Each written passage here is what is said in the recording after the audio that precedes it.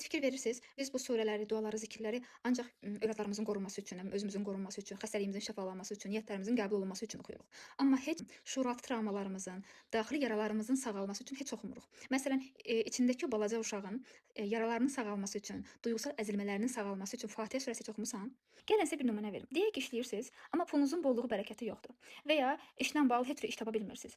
İlk öncə burada işinizin, pulunuzun bərəkətinin olmaması ana ilə bağlıdır, ana nəsillə bağlıdır. Çünki ana bərəkət deməkdir.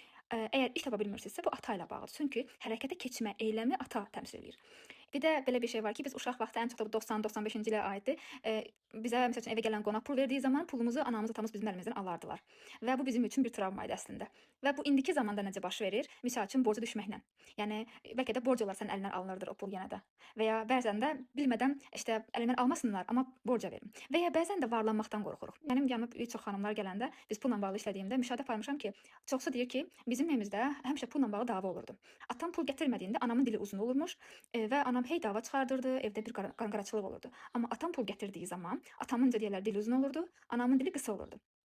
Bizim uşaq vaxtı anamızın, atamızın pulu əziyyətlə qazanıldığına şahid olmuşuq.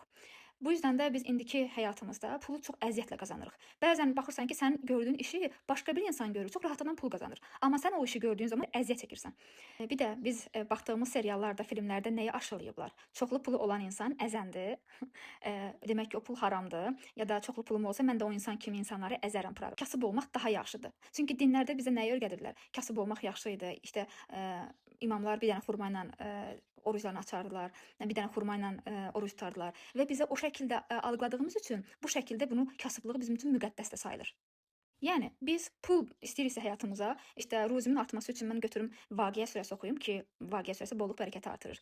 Onun yanında əlavə eləyə bilərsən ki, Allah, mənim pulla bağlı qorxularım, inanclarım, mənim bilib bilmədiyim, amma sənin dərgahında sənə aydın olan, sənə agah olan nə kimi əngəllər varsa, travmalarım, acım, kədərim, üzüntüm, kopyalamalarım, mənimsədiyim, təcrübə etdiyim, şahid olduğum nə varsa bunları şəfalandır, məndə dəyişdir, dönüşdür. Mənə pulu rahatlıqla, asanlıqla gəlməsi üçün mənə yolumu aç, nə bilim, bolluğum, bərəkətim artır şəklində deyə bilərsiniz.